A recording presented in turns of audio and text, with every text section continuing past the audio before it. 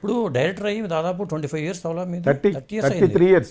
ఎట్లా sir KV sir గారు 30 years industry Prithvi గారు లాగా 33 years ఇండస్ట్రీ అది ఎక్కడి నుంచి పుట్టింది? బాలకృష్ణ దగ్గర నుంచా? పృథ్వీ అనే ఆర్టిస్ట్ ఆ, 30 years అతను ఇండస్ట్రీ అంటాడా? అంటారు. ఆయన ఏదో వాయిస్ పట్టారు వెనకాల నుంచి గ్లాస్ ఇస్తాను దెబ్బేశారు అతనికి. కే విశ్వనాథ్ గారి దగ్గరే స్టార్టింగ్ కదా మీ కెరీర్? సాగర సంగమం. సాగర్ సంఘము. ఎట్లా అసలు ఆయనతో మీకు అక్కడికి వెళ్ళాలని ఎట్లా వచ్చింది అసలు? నేను అక్కడ మెడ్రాస్లో చదువుకున్నాను కదా, మెడ్రాస్ క్రిస్టియన్ గోవాలో చదువుకున్నాను. దాని తర్వాత పూర్ణ ఫిల్మ్ ఇన్స్టిట్యూట్లో చేరమని మా ఫాదర్, మా బ్రదరు నాకు బాగా మెంటర్. ఆయన కూడా జర్నలిస్ట్, ఇండియన్ ఎక్స్ప్రెస్లో చేసేవారు. దాని తర్వాత డెక్కన్ హెరాల్డ్లో చేశారు. పేరండి? రామ్. పూర్ణ ఫిల్మ్ ఇన్స్టిట్యూట్ నుంచి అప్లికేషన్ అన్నీ వచ్చినాయి. అప్పటికి ఆల్రెడీ అట్లా మేము fairly from good big family. Madhavarayudupalem అని కడియం ఈస్ట్ గోదావరిలో. మన ఇంట్లో సినిమాలు అవి తీస్తూ ఉండేవారు. ఎవరండి? మాధవరాయుడుపాలెం. మాధవరాయుడుపాలెం ఈస్ట్ గోదావరి డిస్ట్రిక్ట్లో. అసలు పూర్వీకులంతా అక్కడే? మాదే, మా ఊరంతా అదే. ఇంకెవరు ఉండరు అక్కడ. ఓకే. సో అక్కడ కే వాసు డైరెక్షన్లో సినిమా తీశారు మన ఇంట్లో. అది ప్రాణం ఖరీదు, కృష్ణ చిరంజీవి గారు అన్నీ తీశారనమాట. సో ఆ పరిచయంతో నేను మెడ్రాస్లో చదువుకున్నప్పుడు వాసు గారిని కలిసివ్వండి. పచ్చయ్యగాత్మ గారు అబ్బాయి. ఫాదర్ చాలా పెద్ద డైరెక్టర్. అవును. నేను వాసు గారు చాలా మంచి వ్యక్తి. నేను ఆయన కంటే చిన్నవాడిని కాబట్టి నన్ను గైడ్ చేసేవాడు. పల్లా డైరెక్టర్ దగ్గర చేస్తే అక్కడ నా దగ్గర కూడా చేయను. 1 week చేశాను. నాకు విజయనగరం గారి దగ్గర 2 నెలలు చేశాను. సార్ నాకు ఇష్టమైన డైరెక్టర్లు ఇంకా ఉన్నారు. మీరు ఇష్టం లేదని కాదు, కానీ నాకు బాలచంద్ర సినిమాలు అంటే ఇష్టం. కే బాలచంద్ర గారు అక్కడ ఉంటుంది, వెనకాల ఫోటో కూడా పెట్టాను. కే బాలచంద్ర గారి దగ్గరికి వెళ్ళాను. నీకు తమిళ్ రాదు కదా, నీకు తెలుగు డైరెక్ట్గా చేసినప్పుడు చేయొద్దు కానీ అని ఆయన ప్రామిస్ చేశారు. తర్వాత బాపు గారి దగ్గరికి వెళ్ళాను. ఆయన కూడా మన ఇళ్లలో పొలాల్లో తీశారు, కడియలో. మా లొకేషన్లు చాలా బాగుంటాయి. ఓకే. సో అక్కడ తీసినప్పుడు ఆ పరిచయంతో నేను పెళ్ళిడి పిల్లలు ఏదో హిందీ చేస్తాను, వచ్చిన తర్వాత తెలుగు చేస్తాను, చేయొద్దుగా అన్నారు. తర్వాత ఏడిది నాగేశ్వరరావు గారిని వాళ్ళ బ్రదర్ పరిచయం చేశారు. ఓకే. కాకినాడలో ఉన్న వాళ్ళ బ్రదర్ ఏడిది శ్రీహరి అని పరిచయం చేస్తే నేను నాగేశ్వరరావు గారిని కలిసినప్పుడు అక్కడ అల్లు అరవింద్, జయకృష్ణ ఉన్నారు ఒక రూమ్లో, గిరి రోడ్లో ఒక ఆఫీస్లో మాట్లాడుకుంటున్నారు అనమాట. వాళ్ళు ఒకరు కొంచెం క్లోజ్గా. ఆ టైంలో నేను వెళ్ళాను అనమాట. వెళ్తే ఇలాగా మా బ్రదర్ చెప్పారు, నేను ఇంట్రడ్యూస్ చేస్తాను విశ్వనాథ్ గారికి, రికమెండ్ చేయను. నాకు రికమెండేషన్ నాకు ఇష్టం ఉండదంటే మన్నాడు ఇంటికి రండి అన్నారు. అప్పటికి సాగర సంగమ సిట్టింగ్ జరుగుతున్నాయి. నేను ఆయనకి చెప్పాను, నేను ముందు బాలచంద్ర గారు అంటే నాకు చాలా ఇష్టం, అంటే బాలచంద్ర బాబు గారు, తర్వాత మీరన్నా కూడా నాకు చాలా ఇష్టం అని అడిగాను. వర్క్ విత్ మీ అన్నారనమాట. ఓకే. దాని తర్వాత ఒక పెద్ద ఫార్స్ చాలా ఇంటర్వ్యూలో చెప్పాను యాక్చువల్గాను. ఓకే. ఆ ఏడుది నాగేశ్వర బంధువులు ఎవరో అక్కడ ఉన్నారు. ఏదో ఏడుది గోపాలరావు అని వార్త చదివాడు. వీళ్ళంతా కూర్చున్నారు. ఆయన అనలేదు కానీ ఆయన ఏడుది నాగేశ్వర బావగారు ఎవడో ఉన్నాడు అక్కడ, సత్యనారాయణ ఎవరో ఉన్నారు. నిన్ను బ్యాప్లోడ్ అనుకుంటాడయ్యా అన్నాడు. అన్న ఐఎమ్ నాట్ ఏ బ్రాహ్మణ్ కదా, అదే నిన్ను బ్యాప్లోడ్ అనుకుంటాడు, చేత మారు మాట మాట్లాడుకున్నా నేను పెట్టేసుకుంటాన్నాడు. ఓ ఇదొకటి ఉందంటే ఇక్కడ అన్నాను. అందుకని బయటకు వచ్చేసి అంటే నా క్యారెక్టర్ గురించి ఒక సీన్లో తెలుస్తుందని చెప్తాను అనమాట. నేను అప్పుడు బయట ఒక ట్యాక్సీ చేస్తున్న ఇంటికి వెళ్ళాను. అండ్ అప్పుడే కిందకి దిగి డిస్కషన్ అయిపోయిన తర్వాత భోజనానికి వెళ్తున్నారు. ఓకే. నేను వెళ్ళే లోపల ఆయన బట్టలు విప్పుకుని భోజనం డ్రెస్ వేసుకుని, బ్రాహ్మణులు కదా మరి, మంచి డ్రెస్ వేసి కూర్చున్నారు. వాళ్ళ ఫాదర్ ఉన్నారు, ఎదురు కూర్చున్నారు. ఇంటికి వెళ్ళిపోయాను. దగ్గరే అక్కడికి కోడంబాకులో డైరెక్టర్స్ కాలనీ అని ఉంది, దానికి ఎదురుగుండా ఉండేది అనమాట. వెళ్ళగానే వీళ్ళ నాన్నగారు ఇదేంటి బాబు ఎవరంటే ఇలాగని చెప్పాను. డైరెక్టర్ గారు మరి భోజనం చేయనివరా ఇదన్నా అనమాట. ఆయన దూరం నుంచి చూశారు. ఉండు నాన్నగారు ఇప్పుడే ఆయన నా దగ్గర చేరారు అసిస్టెంట్ డైరెక్టర్గానే. ఆయన పాపం వచ్చారు, చాలా సంస్కారయుతంగా వచ్చి కూర్చొని ఏంటంటే ఎనీథింగ్ ఈజ్ నేను అక్కడ ఎవరో కామెంట్ చేశారంటే పేర్లు అడగండి సార్, నేనేదో పంతులు అనుకుని ఉంటాడు ఆయన అని కొంచెం వ్యంగ్యంగా తీసుకున్నారా మీరు? నన్ను అందుకే తీసుకున్నారా? నన్ను అందుకే నేను అలాగే అనలేదు, అందుకు తీసుకున్నారా ఆయన అన్నాడని చెప్పాను. ఆయన గారికి పెట్టాను అలాగా. ఓకే. నాకెందుకు వెళ్ళగా ఆయన అన్నాడు కదా మరి, నేను అంత ఫ్రాంక్ అనమాట. ఓకే. పేర్లు అడగదా నాకు తెలుసు, ఆయన తెలుసు కదా. ఆయన ఇంట్లోంచి వస్తున్నప్పుడు అక్కడ ఎవరెవరు కూర్చుంటారో ఇలాగే ఉండేది, అలా దిగి అలా వెళ్తున్నాడు అనమాట. అక్కడ ఎవరెవరు కూర్చున్నా ఆయనకు తెలుసు కదా. అలా ఇలాగ అంటే నేను ఫీల్ అయ్యానండి. ఇప్పుడు కాకపోతే రేపైనా మీకు అర్థం అవ్వాలి కదా, వాట్ ఈస్ ఆల్ దిస్ ఈ రిలీజియన్ క్యాస్ట్ ఫీలింగ్స్ సమ్మో నేను లైక్ చేయను. అటువంటి వాళ్ళంటే కూడా నాకు పెద్ద లైకింగ్ లేదన్నట్టుగానే నేను కొంచెం మాట్లాడాను. ఓకే. నాకు ఐ డోంట్ హ్యావ్ ఎనీథింగ్ అని చెప్పి మీ పలానా క్యాస్ట్ మీరు పలానా అని చెప్పారా? చెప్పాను. కాపు అని చెప్పాను. మీరు కాపు అని చెప్పారు. ఆయన కాపు, నాకు భయం ఏంటి? అదే ఇప్పుడు ఎదురు తప్పే ఉంది. తర్వాత ఆయనతో చెప్పాను ఇలాగా. చెప్పిన తర్వాత నాకు ఏ ఫీలింగ్ లేవండి యాక్చువల్గాను. Because all my brothers marry to Kammas, Reddys. అప్పటికే ఆయన దగ్గర ఎవరెవరు ఉండేవాళ్ళు? అందరూ బ్రాహ్మిన్స్, అసిస్టెంట్స్గా 100% బ్రాహ్మిన్స్. నండూరు విజయ్, ఇంకెవరు చచ్చిపోయాడు బడి సాంబశివరావు, ఓకే, వాళ్ళ మేనల్లో కూడా ఎవడో ఉండేవాడు, వాళ్ళందరూ కూడా బ్రాహ్మిన్సే. ఓకే. ఆయన డిపార్ట్మెంట్ ఆయన ఇష్టం అది, అంతే. ఆయన నన్ను కూర్చోబెట్టి ఏం మాట్లాడారంటే నా గురించి ఎందుకు ఇలా బ్యాడ్గా ప్రచారం చేస్తున్నారు, నా మొట్టమొదటి అసోసియేట్ నాకు చెప్పవలసిన అవసరం వేయడానికి పాపం. అవును, నేను ఆఫ్టర్ బచ్చా ఒక అసిస్టెంట్ డైరెక్టర్ కొత్తగా చేరాను. కరెక్టే. ఓకే, బట్ కూర్చోబెట్టి చెప్పారన్నమాట, నా first associate director is Prem Kumar, is a Christian అన్నారు. ఓకే, అనగానే అవి నాది కాదండి ఎవరో అన్నారు, బట్ నా సేఫ్టీ నేను చూసుకోరుగా, నేను ఎక్కడ పని చేసినా I want to work with full heart. అంచేత మీకు రకరకాలు ఉండకూడదు. ఇప్పుడు రేపొద్దున నా దగ్గరికి ఎవరు బ్రాహ్మణ్ వచ్చినా కూడా వీడు హ్యాపీనాడు వీళ్ళు ఇతను ఇది అని అలా అనుకుంటే ఎలాగా? అవును, నా ఐ డోంట్ హ్యావ్ ఎనీథింగ్. ఎప్పుడు లేవు. ఎప్పుడన్నా ఈ ఛానల్స్లో మాట్లాడినప్పుడు కొంతమంది అఫెండ్ అవ్వచ్చు, నేను ఎవరిని అఫెండ్ చేయలేదు. అమెరికా నుంచి ఎవరన్నా స్టూడెంట్లు వచ్చినప్పుడు నాకు ఒక క్వశ్చన్ వేస్తూ ఉంటారు, సార్ సినిమా ఫీల్డ్లో మీరు మీ ఇంటర్వ్యూ చూశానండి టీఎన్ఆర్ది, చాలా బాగుంది, చాలా ఇన్స్పైరింగ్ ఉంది, ఎవరైనా రావచ్చు అంటున్నారు, మరి అక్కడ వచ్చి కమ్మాస్ డామినేషన్ కదా, ఒక 40 ఏళ్ళ నుంచి ఈ పేరు ఉంది. అవును, దాన్ని మనం కాదనలేం కదా. అవును, ఈ మాట అంటే కమ్మాస్ ఫీల్ అవ్వకూడదు. అదే కరెక్టే.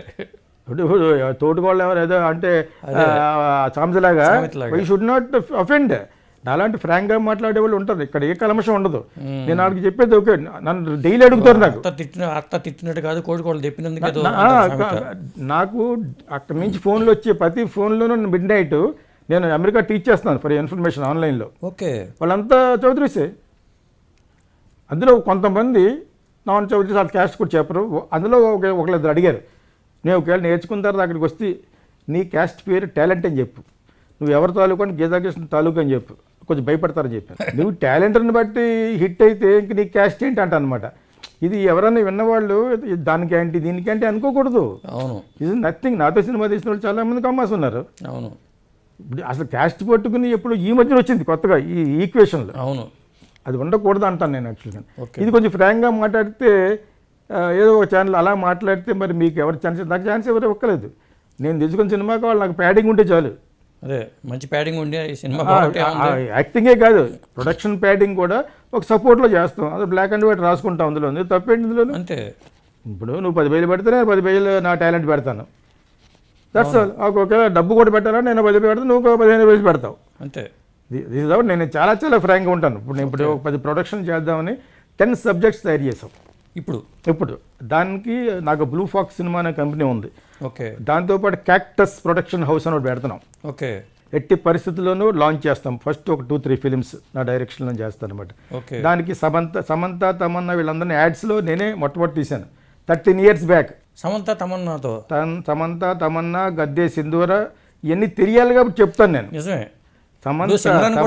గద్దే సింధూర, బిందు మాధవి మీకు తెలిసిన వాళ్ళు, తెలియని వాళ్ళు so many people are there. Bombay model girls. నేను అడ్వర్టైజింగ్లో ఉన్నాను కదా, నేను ఎప్పుడు ఖాళీగా వెళ్ళాను. చాలామంది అంటారు మీరు 35 సంవత్సరాల జర్నీలో 8 సినిమాలు 9 సినిమాలు వేసారంటే నా ఇష్టం. అది నాకు ఆడియన్స్ లేరు, నాకు మార్కెట్ లేదు. అవును, నువ్వు ఇప్పుడు తీయవలసిన అప్పుడు తీసావు, పొరపాటు నాది అంతే. అంటే దానికి నేను రుద్దలేను కదా. రుద్ది 2 కోట్లు పోగొట్టుకున్నాను 95లో. కానీ మీరు తీసిన సినిమాలన్నీ ఇప్పుడు జనరేషన్ తగ్గ సినిమాలు, అందుకే నేను ఇప్పుడు మళ్ళీ తీస్తాను. అదే మీకు అర్థమైంది. ఇప్పుడు అదే ఇక్కడేంటి కొంతమంది సీనియర్ డైరెక్టర్లు అంటే భయపడతారు కొంత ఆర్టిస్టులు. ఒరే మీకంటా జూనియర్ నేను, నా యొక్క కెపాసిటీ ఆఫ్ థింకింగ్లో మీరు ఎక్కడ సరిపోరు. మీరు ఇంకా పాతకాలం సినిమాలని చేస్తున్నారు. ఎప్పుడు చూసినా ఒక అమ్మాయి కలుసుకోవడం, ఇది ఇంక తప్ప ఇంక సబ్జెక్టులు లేవా? ఒక హీరో సబ్జెక్ట్ అనుకుంటా చిరంజీవి ఫ్యామిలీ మెగా ఫ్యామిలీలో హీరో, అతనికి 10 కోట్లు ఖర్చు పెట్టి ఈయన సినిమాలు. There are so many films are there. Okay, నా సినిమాలు యాక్చువల్గా మెయిన్ హీరోయిన్ ఓరియంటెడ్గా హీరోయిన్ ఇంట్రడ్యూస్ చేస్తాను. 4-5 సినిమాల్లో ఉన్నప్పుడు ప్రతిదీ 10-15 కోట్లలో ప్లాన్ చేస్తాను. మీ ఏజెన్సీ పేరేంటండి? Advin film. ఎప్పుడు స్టార్ట్ చేశారు అది? అది 20 సర్వసుందరం గారి అబ్బాయి తర్వాత లేకపోతే ముందు? సర్వసుందరం గారి అబ్బాయి తర్వాతే. సరస్వతం గారు అబ్బాయి 95. దాని తర్వాత ఇది వచ్చి 99 టైం సినిమా. అప్పుడు టైంలో తీసి యాడ్స్ చేశాను నేను. విశాఖ డైరీ చేశాను, అమూల్ చేశాను. టైంలో ప్రభుదేవ పక్కన సిమ్రాన్ పెట్టుకుంటున్నారు కదా, సిమ్రాన్ తమ యాడ్ ఫిల్మ్ ఏమైనా చేశారా? లేదు, చేయలే. ఆ అమ్మ తనందరూ తానే ఆఫీస్కి వచ్చి నేను చేస్తాను వచ్చేసింది. నువ్వు అసలు ఖాళీ లేవు ఎలా చేస్తావని చెప్పాను. వచ్చేసి 20 లక్షలు అడుగుతుంది, నేను 10 లక్షలు ఇస్తాను చెప్పాను. నిన్ను అడిగితే నువ్వు చేసింది ఆవిడ నెంబర్ 1 తెలుగు తమిళ్లో నెంబర్ 1. మేము ప్రీతి చిందాన్ని పెట్టాలని దిల్సేలో చేసింది కదా మణిరత్నం సినిమాలో షారుఖ్ ఖాన్ తోటి. తనంటే నాకు ఇష్టం. నాకు తన ఈ క్యారెక్టర్ బాగుంటుంది అనుకున్నాం, తను చేస్తానంది కూడా. ముందు ఐశ్వర్య అనుకున్నాం, దీనికి ముందు యాక్చువల్గా టైం అనేది వేరే సబ్జెక్ట్, ఓకే. అలా స్టార్ట్ అయింది ఇది. అది వచ్చి క్రైమ్ ఫిల్మ్. అది మమ్ముట్టిని పెట్టి, మనీషా కోయిరాలను పెట్టి, హిందీలో జమ్మూ సుగంధ్ అంటే రంగీలా లగాన్ తీశాడు కదా, అవును, ఆయన ప్రజెంటేషన్ పెడతారు. తమిళ్లో వచ్చి ఏ కలైపులి దాని ఎవరిని అడుగుదాం, ఓకే. తెలుగులో మన పేరు చాలు, ఈ 3 భాషల్లో తీద్దామని నేను ఎప్పుడు కూడా మల్టీ లాంగ్వేజ్ ప్లాన్ చేస్తాను. ఇప్పుడు పాన్ ఇండియా అంటున్నారు కానీ మీరు అప్పుడే పాన్ ఇండియా థింకింగ్ చేశారు. తీసాను, కాఫీ బార్ నేనే కదా మొట్టమొదటి తీశాను. అవును, మొట్టమొదటి రెడ్ వన్ కెమెరా తెప్పించింది నేనే. ఓకే. ఎన్ని ఎక్స్పెరిమెంట్లు చెప్పుకుంటే తెలియదు కాబట్టి సిగ్గు లేకుండా చెప్పేసుకున్నాం ఇప్పుడు. అందరికీ తెలుసు, ఆల్మోస్ట్ అందరికీ తెలుసు, అంటే మీకు తెలియదేమో కానీ తెలుసు. ఇప్పుడు ఆ హిందీ అనేది ఎందుకు వర్కౌట్ అవ్వలేదంటే సబ్జెక్ట్ నచ్చాయన జమ్మూ సుగంధ్ ఏమన్నా. నాకు కూడా అప్పుడు ఇతను ఉన్నాడు మా దగ్గర, మేనేజర్గా చేరాడు, ఎవడు శరత్ మరార్. అతను ఏబీసీ వెళ్తారు, నా దగ్గర చేరాడు. అట్లాగా ఇలా చాలా ఉంటాయి చరిత్రలు. నాని ఫాదర్ ఒక మేనేజరు, హీరో నాని ఫాదర్ కూడా మీ దగ్గర. అంటే అది ప్రొడ్యూసర్ తరఫున వచ్చాడు అతను. ఓకే. మేకప్ పాత్సాద్ గారు దానికి బంధువు. వీళ్ళకి ఏదో కమ్మ సంఘం వెనక లేదా టీ కొట్టేది ఉండేది దానికి. ఓకే. సో అప్పుడు మన దగ్గర చేరి మంచి వ్యక్తి అయిన నాని ఫాదర్. సో ఇలా వీళ్ళంతటితో పరిచయం. నేను ఎవరిని వాడుకోను, నువ్వు అప్పుడు ఇలా చేసావు కదా, నీ కొడుకు ఇప్పుడు పైకి వచ్చాడు కదా, I don't like all that. నా talent, I'm a talented person. Okay. మనతో కరెక్ట్గా కలిస్తే నమ్మకం ఉంది, బాగా నమ్మకం ఉంది. నేను సృష్టించగలను. దాన్ని ఓవర్ కాన్ఫిడెన్స్ అనుకోవచ్చు వేరే వాళ్ళు. ఎలా అనుకుంటే నా వాళ్ళ కరపది ఎవడో అనుకుంటే నేనేం చేయగలను. It is me myself. ఎవరైనా ఏమన్నానంటే first you know about yourself and go forward. నేను నా లగ్జూరియస్గా బతుకుతున్నాను. What else you want? అదే చూపించాను. How many people are living like me. Time cinema ఆడలేదండి, మీ టైం బాగోలేదు అనుకున్నారా అప్పుడు ఏమన్నా? ఆయన టైం బాగోలేదు సినిమా తీసినోడు. ఎందుకు బాగోలేదంటే ఫస్ట్ కాపీ కొంటాను వచ్చినప్పుడు 2.5 కోట్లకి ఒక పేర్లు కూడా ఉన్నాయి. ఓకే. అన్బాలయ్య ప్రభాకర్ ఎవరో అడిగారు, నన్ను అడిగాడు, ఈయన ఇవ్వలేదు. తర్వాత తెలుగు ఆల్రెడీ ₹1 కోటి తీసేసుకుని అది అతని దగ్గర మళ్ళీ తీసుకున్నాడు అతను.